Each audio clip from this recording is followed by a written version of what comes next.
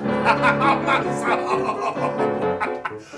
welcome to Unkul Petah's kitchen, where your taste buds will be a twitch, twitch, twitch, twitch. Oh, we'll have lots of fun and share some secrets when we're done. Secrets, shh.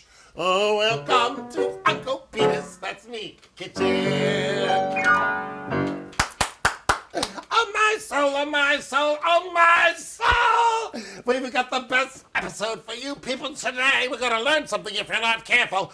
Look, I got out my, what is it? Is it an antique iron? No! Is it a petrified acorn squash? No, it isn't. This is a pudding mold, and today we're gonna make a beautiful traditional steamed blueberry pudding with a lemon sauce. And of course a lobster roll to go with it. So this is my pudding mold. I have a couple, but this is a smaller one because there's only just a few of us. But before we go to the kitchen, you know what we have to do, children? That's right. We always wash your grimy paws with the soap, but then summon up the love in your heart. Love, love, love, love, love, love, love, love, love, love, love, love, love. And we ask help from our Creator, the source of all goodness, and our ancestors, of course, who made a good many puddings, and our ancestors. And so we've summoned up the love in our heart, and we've summoned up our ancestors, and we're off to make the pudding. Oh my soul, don't you love a good soup panty? Perfect for inspiration for pudding. Now, this is my pudding mold, and I've got another great big granddaddy pudding mold right over here. You see, isn't that a beautiful one? That looks a little tired on the outside, but it's immaculate on the inside, and it's got to be well greased. Children, that can be your job. Get some good old fat and grease that pudding mold. Now, people, if you don't have a pudding mold, naturally, that you can use the top of a double boiler because we're going to steam it. Well, look at that giant egg. I want to call this is the big fat egg, and this is a little egg. Willow's egg's getting a little bigger, but it's still not that big, is it, people, huh? So poor little Willow, the chicken. Oh, see, it's a double yolker. You see, it has a two yolks. It's a double yolker, and it's just as orange and pretty. Well, I'm going to whip this up. Now, we have to take our egg, and we're going to take our brown sugar, half a cup of the brown sugar. I use the light brown sugar, and the same thing that we use in our switchel is the light brown sugar. And this is called the creaming method. You see how we're creaming the sugar, and we're creaming that, and then it takes a half a cup of the shortening. Well, guess what? We're going to make it extra good because steamed blueberry pudding is the most magnificent concoction.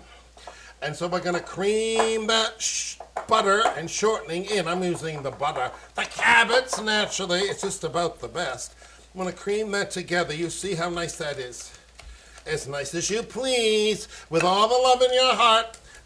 Okay, stirry, stirry, stirry, stirry all the day. Stirry with the uncle. Hip, hip, hip, hooray! Oh my soul, well, I've got that creamed up. Now, this is going to take 2 teaspoons of the baking powder. I use the double-acting baking powder. That reacts, people, with heat and wet. Careful measurements are a must. All right, now what are we going to do with this, people?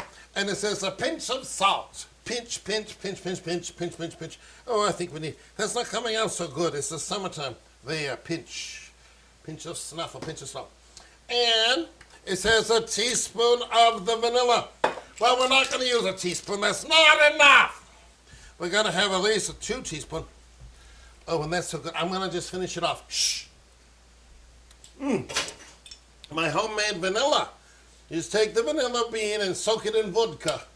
And it's delicious. Now, we're going to have the non-alcoholic vodka.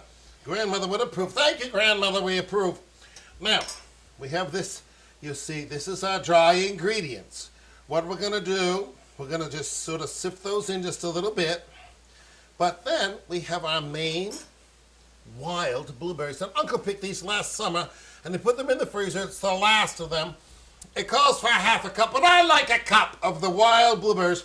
Sometimes I go, Those big fat blueberries that grow, people are growing them. Well, I don't like them. I like these, but they're sweeter.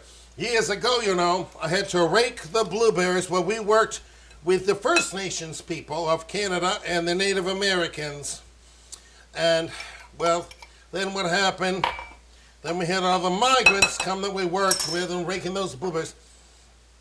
And, of course, my sister Sissy Pooh, she never had to carry a bucket of those berries. Well, I'm not going to tell you why, but good thing she had Uncle and his brother on either side of her. She never had to carry those buckets. It's a half a bushel in a 5-gallon bucket. 5 gallons, a half a bushel. So 10 gallons in a bushel. So I'm just going to fold that in nicely, just a little bit to get it distributed, people, for our blueberry steamed pudding. Then we're going to make the lemon sauce. Now I'm going to add the milk. Remember our poem, children? Milk, milk, lemon. Don't say it. Grammy Dan does not like it. We're going to put that in here. And I had a little sloppy. Oh, well, poop, poop. We don't want to overstir this. Going to put it here, see. It's the blueberry pudding. And we're going to steam it. Now, people, if you do not have a pudding steamer, which Uncle didn't have for a long time, you can put this in a tin can, or you can put it in the double boiler. I'm going to put this in the pudding. You'll see it's all been greased. Thank you, children. We're going to put it in here for the wild blueberry steamed pudding. And you'll see this is a smaller container, and it doesn't come up to the top. I want you to see this, see? It sort of comes up to here, and with the leavening, it's going to pop to the top. But then this is the cover. You see, it's immaculate on the inside. And we're going to put the cover on. You have to be very careful because you pinch your finger. See? And then it has this here that squares the bottom. And then we get to lift it like this. Now, over here at our stove in our immaculate copper kettle, the water is boiling. May we get a close-up of the kettle? You see, the water is boiling. Now, when we put this in, we do not want to cover the thing. You're going to have soggy old pudding. You want it just like when we make our brown bread with a baked bean. Go back to that episode. You want it about 3/4 of the way up, you see? So we're going to put that in the boiling water very carefully. We're going to thank God that we have an electric stove. And you see, that's going to set just as nice as you please, nice and even. And that's going to steam the pudding. It'll take about 1 hour and a quarter anyway. Oh, that's a good job. That's well done. Bravo and congratulations. Now, we're going to go on to the lemon sauce. Oh. Oh my soul. Well, I was not going to waste any time this morning while the blueberry steamed pudding is going. I've been recovering my pot holders like some of you should be doing, recycling, reusing. These old flimsy old black things. Well, I took one of my favorite striped shirts and I'm got to match the stripes and cover my pot holders. Won't that be a stunning in my red kitchen? Some of you should be more creative and use some of your time wisely instead of being on those naughty sites on the computers. Now, my Singer sewing machine so my dear friend Pastor Phyllis gave it to me because she's an angel of mercy. But I learned to sew on a Singer when I was about 12 years old, dear Graham. Let me sew these things, and while the needle went through my finger, right through the index finger. Well, God bless Graham. She was in her 80s. She got the pliers, and she pulled it out, and I had to soak my finger in the salt water. We did not go to the doctor. We were not wussy back then. And Graham knew that salt water would kill anything, and it about killed me. Well, it's hot upstairs. I'm going to go check on our pudding, and we're going to make the lemon sauce, and, of course, the delicious lobster roll. I'll see you in a minute. Oh my soul, we're going to make the lemon sauce. But I'm going to just share with you, I just picked the raspberries this morning at 6 a.m. They're so good. I'm playing the family raspberry patch in my namesake from Castine, Maine in 1940. Anyway, in a shiny copper bottle, and we're going to put 1/2 a cup, a stick of butter is 1/2 a cup, and we use the Cabots. Well, we're going to melt that butter, and meanwhile, while we're melting the butter, we've got the other ingredients ready, you see. And we want to use my beautiful what, children? You remember? Yes, my Gidget Gadget, that perfect pan he got for me. And we're going to grate that. You see how that's grating that rind for the lemon sauce. This was Graham's recipe. Graham died in August of 1989, 30 years ago. And this is her recipe in her handwriting. She graduated. Oh, Lord. And then she took some extra studies. She knew Greek and Hebrew and Latin, of course, and German. And when she died when she was 95. But if she didn't know a word, she looked it up in the dictionary back then. She always had the dictionary. Some of you would be wise to look up your words, even if you use my favorite research tool, Wikipedia. Some of those snotty teachers don't like it. Well, I'm a teacher, and I think it works fine for most things. Anyway. Oh, heaven, it smells so good. I'm going to dump that on the butter wrapper because we don't want to waste a drop of it, you see. And the steamy, let's interrupt. We'll check the steamy. Yep, we've got plenty of water. The butter's starting to melt, you see? Plop it goes. I want to finish grating the lemon because it takes the rind of a lemon and then about 3 tablespoons of the lemon juice. Well, that's hard to get an uncle's old stiff arthritic hands, but I will do what I can do my part to get the lemon for the lemon sauce for the steamed blueberry pudding. Now, how do we know about steamed blueberry pudding? Well, when I was little, my dear mother, that's not a measuring cup. See, I couldn't even see it. What's that say? There we go, we'll use this one. We had this newfangled electric stove. Well, it was new in 1949, but it had a deep well. Well, some of you people out there might still have a stove like that, you see. Oh, that hurts. And she had the deep well, and that's where she steamed her pudding. She just put it in the deep well and steamed it. Well, my brother Santa Claus, I think that was his most favorite dessert. Well, when Mother was older, Santa was going to come. She wanted to make the steamed blueberry pudding because it was one of his favorites. And she was very distressed. She could not find the recipe. Well, the recipe came from Donald Strout. Well, his mother, Donald Strout, Colonel Strout to you people, was a marvelous veteran. Oh! That's too hot. That's too hot. I pulled that right off. I heard it splatter, you see. We're going to let that simmer over here for a minute while I'm squeezing the lemon. But it belonged to his mother. It was his mother's recipe. Well, she was sort of a recluse, but she did come during the war, World War II, that is. And she would make the blueberry pudding. Well, it was the best recipe. Well, I finally found the recipe. And too bad Santa is not here. Sending you a good charge of the pudding to where you live. And I'll have to take it up to some of my friends to share with because I'm not going to eat the whole thing because then I'll look like a giant pudding more than I do now. Woo! That was the one good lemon. It was on sale too, only 50 cents. See? Oh, this is so good. Let me rinse my paws. Now, what we've done here for the lemon sauce, we're going to add the 1 cup of the sugar. See, careful measurements are a must. You see? There's that, and plop it goes. And we're going to stir it up. And I've got this lovely little gidget-gadgety thing here. Come out, gidgety-gadgety thing.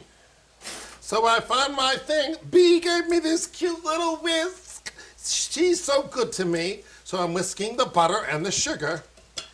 And now what we're going to do, this is the tricky part because it's hot. We're going to take Willow's egg, and we're going to whisk it in, whiskey, whiskey, whiskey, and into the recycle it goes, boom. Now, that changed the color with that egg. It's just as dark yellow, you see. And the other thing that we're going to do, oh my soul, we're going to add a 1/2 cup of the water. And, of course, we're going to add the lemon rind. Oh, that's so good. And a scant 1/4 cup, it's about 3 tablespoons of the lemon juice with no seeds in it. It's about the juice of 1 lemon. It's delicious. Now, what's going to thicken the sauce, Uncle? Well, I'll tell you what's going to thicken the sauce. Don't Uncle me. It's going to be the egg yolk. There's no cornstarch in this. This is a pre-cornstarch recipe, I think. Yeah, I'm right. Now, we're going to stir it constantly. You've got to stir it. You've got to watch it. You don't want it to scorch. It'll take a little while to stir this, and you'll feel it get hot, and then it'll steam up, and then it'll get thick, and then we're going to pull it off. Now, if you want to, you can do a different method. You can get your double boiler. I have several, but I thought we'll just do it this way because it'll be quicker and won't waste your time watching old Uncle stir this up. Now, lemon sauce is a traditional thing. Well, Grammy Ram still had a lemon sauce recipe. Well, she died in 1939, but her lemon sauce recipe was butter the size of an egg. Well, I put a little bit more. Ooh, that burned my elbow. That hurt too. Butter the size of an egg, and then you whip all this stuff together to make the lemon sauce. Grandfather loved the lemon sauce. So with the blueberry steamed pudding, with the Maine blueberries, not those ones from Jersey, and not those big fat things that these people around here in Maine grow down in southern Maine. They have the high bush. Well, I don't like them. I like the wild blueberries. And if you've ever raked blueberries, you can appreciate a blueberry. You'll see there's a rake. They're this big, and then they have the big double rakes. You have to bend over all day long, way down low. They're down here. You rake and you move and you move and you move. And at the end of the day, you've usually got a bad sunburn between the top of your buttocks and the end of your shirt. It is not pleasant. Get somebody kind and sweet to rub some aloe on it. Ooh. We'll come back when it's thickened. Oh, deliver us from evil. All right, so, well, we're back again now. The pudding is pudding-ing, and the lemon sauce is sitting on the back of my electric range, my immaculate electric range. Clean your reflector pans and your drip pans. It makes you feel better. Now, we're going to make our lobster roll, and we're going to make it the way grandmother would like it. Well, we have these things in Maine. They call Frankfurter rolls. They're not hot dogs. How do you say it in New York? Hot dogs. I don't even try. Don't even try to say lobster, because you can't. What we're going to do, we're going to put the generous butter on either side of this Frankfurter roll. It's a split in the top, you see. Some of you have those other big glunky things. Well, we have these in the grand state of Maine. And we're going to grill them. And we've got our famous setting. Children, do you remember what the setting is? Yes, you're right. 350, but I can't see it. Oh, good grief. What does the world come to? Now, I've got to get some more lights. If you're an electrician around here, I need more lights. And we're going to put the good old cabots. It's just about the best. It really is marvelous. We're going to put that generous butter on the Frankfurter rolls, not hot dog rolls. Hot dog people, I don't... Ugh. You need the red hot dogs here in Maine, Frankfurters. And we're going to 350 it. That's all a good thing. Now, we got the lobster meat. Well, I had some lobster meat left over that I saved, and I wanted to show you people. This is the claw meat. Came out of the claw, you see. And this is the big fat claw. And this is the lobster tail. And sometimes there's a vein in there, but I took the vein out. And sometimes there's a vein in there. We took the vein out with a claw. And that's enough for two good, generous lobster. We don't know what skimpy lobster roll. Who wants one of those? So, people, all we're going to do, we're not going to chop it fine. This is not a horrible tuna fish sandwich. This is a Maine lobster roll. We're just going to gently take some of this, you see. Just like that. Oh, that has a little tamale left in it. See, there's a little vein I didn't get out. It won't hurt you, but it's not so pretty. Yeah, we'll put it off to the side. Okay. I don't want that in there. Okay? Now, ooh, I got stuff on my hand. Now we want to make sure that we don't singe the magnificent Frankfurter roll. Let's see if it's almost ready. That's not cooked enough. It has to cook a little more. It smells good with that butter. Nice. So that's what we're going to do. So you see how chunky that is? It's beautiful lobster meat. And I'm going to put it in my pretty red bowl that my sissy poo nurse, he got me at the transfer station up there near Winterport, you say. It's beautiful. And we're going to have the real mayonnaise. We do not use a cheap mayonnaise. And we do not use the Miracle Whip. Some people want to stretch their budget. Well, if you're going to have a lobster roll, you do not want to eat onions and celery and crunch. and have some wilted lettuce leaf in there. You just want enough to give it a little moisture in your lobster roll. And that's your lobster salad. That's all there is to it. Now, naturally, everything's better with a little salt and pepper. But this lobster meat is plenty salt enough. So we don't want to do that. Oh, see? Look at that. Get a picture of that, Mr. Ryder. Those are prize-winning Frankfurter rolls for our prize-winning lobster roll.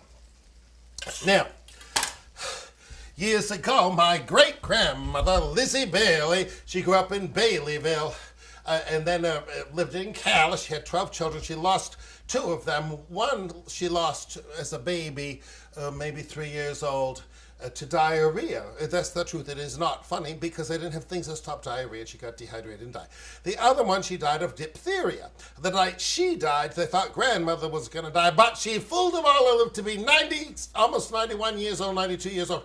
So this is in honor of that. But when Lizzie was an old lady, she lived on Crehaven Island with grandmother. Grandfather was a lobster fisherman. And she was in her 80s, was blind with a glaucoma.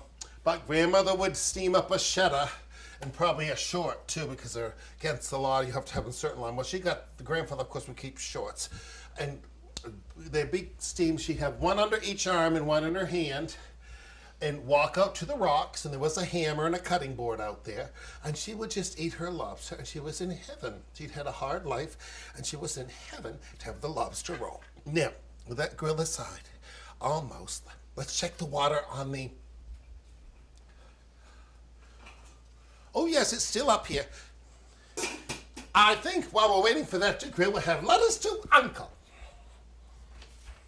I rewrote this because I can't see it on the small print on the computer. It says, I gotta calm down. I better have a sip of this. Oh, heaven. Thank you. Dear Unkul, that's me.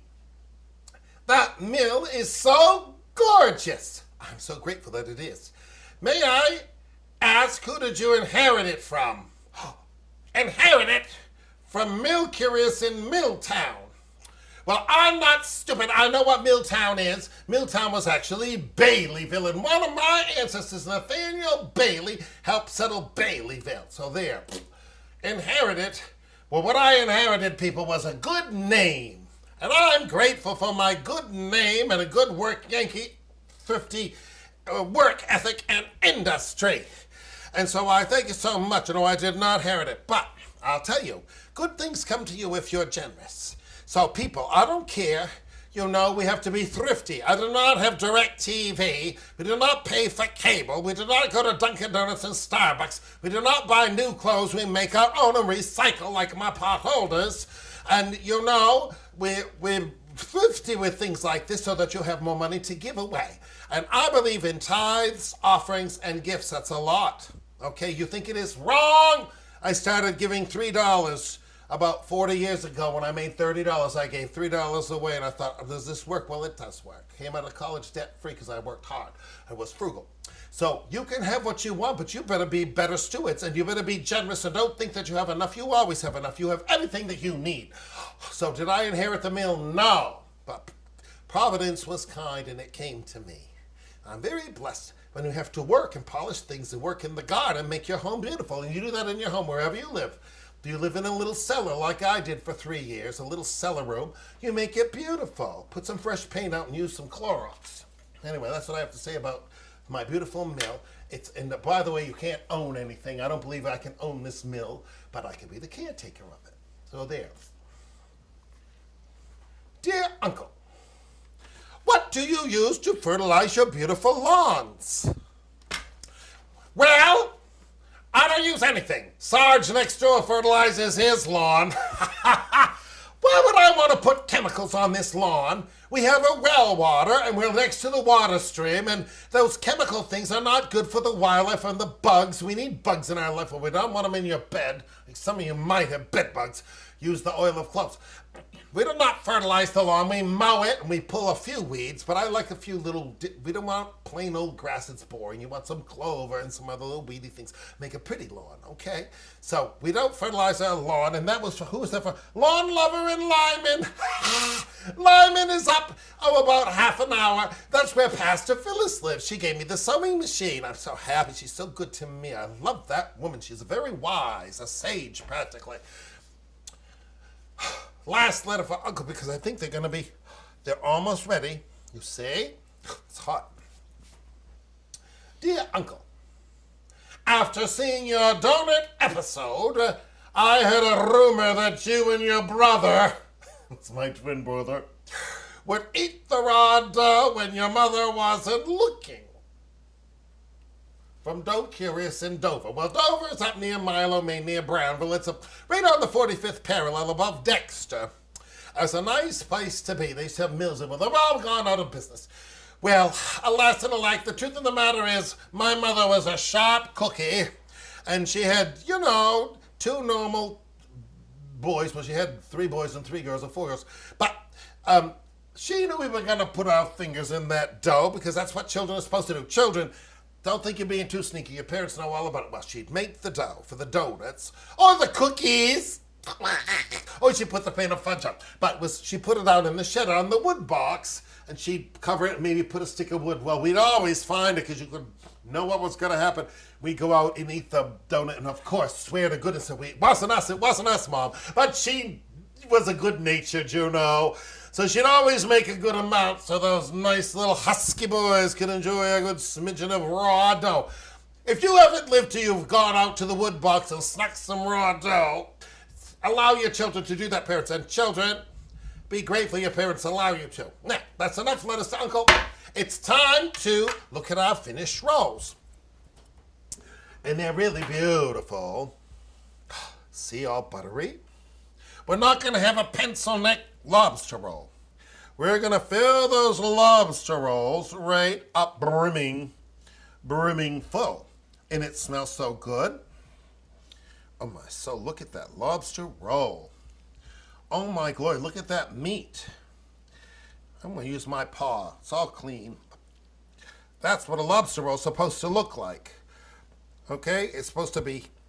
Now, some people put the paprika on it. Well, I don't. Paprika is a dried pepper, and we made our Hungarian goulash, Millhouse style, which is perfectly delightful. But I don't want paprika on my lobster roll. It does look pretty, but it changes the taste. And that's all there is to it. We have the lobster roll from Uncle's Kitchen. It's a beautiful masterpiece. And we're going to have that for lunch. Let's see. I'm going to sample it to see that it's A++. No looking.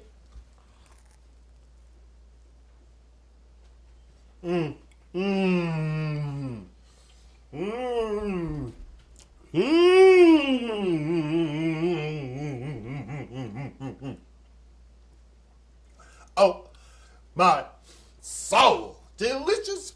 You're going to rinse off my paws? My soul. Oh, I can hardly wait. I'm in breathless anticipation for blueberry steamed pudding. Now look. Can you get a close-up of this? This is the lid, you see. And I'm going to pick it up by the lid because it's hot. And I'm also going to put one underneath it. You see? It's very hot. Hot. Good. We're going to let that cool just a jiffy. Meanwhile, this is my cut glass sugar bowl, but I think it'll be perfect for the lemon sauce. And so we're going to take a delicious lemon sauce. I'm going to put it in the cut glass sugar bowl. And look, isn't this sterling label so pretty? Food should be pretty, people. I'm going to put this in. Oh, look at this. This is Graham's recipe. It's magnificent. And now Uncle gets to do his little trick. Oh,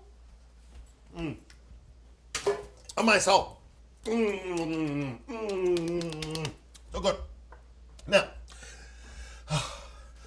see if I can get this out. Oh, it's moving. It's moving. You have to be careful, children. Oh, my soul. Look. Didn't go to the top. Oh, it smells so good. Now, what we're going to do this. We're going to plop it in. It's a masterpiece. That is a masterpiece, and it came out because, children, you greased it so nice on the inside. What am I going to do with the rest of this lemon sauce? I'm going to use a fresh spatula. I'm going to put this hot lemon sauce over the top. I'm going to drizzle it. Oh, Santa Claus, if you were here, I know you'd break your special diet and have a good charge of this. Delicious. It's a victory. With a lobster roll and the delicious lemon sauce, we are so blessed. So, a joyful day to you all. Remember who you are. Remember what you value. And remember, be a good steward of what God has given you, what the universe has bequeathed you with. You're very much loved, and you have everything you need. Be quiet inside, and you'll know what you need and how to succeed, and what things that you don't need to carry anymore in your life. But I'm carrying Graham's lemon sauce recipe, Mother's steamed pudding, and Grandmother's expectation for a lobster roll. Until later, gobs of goodness.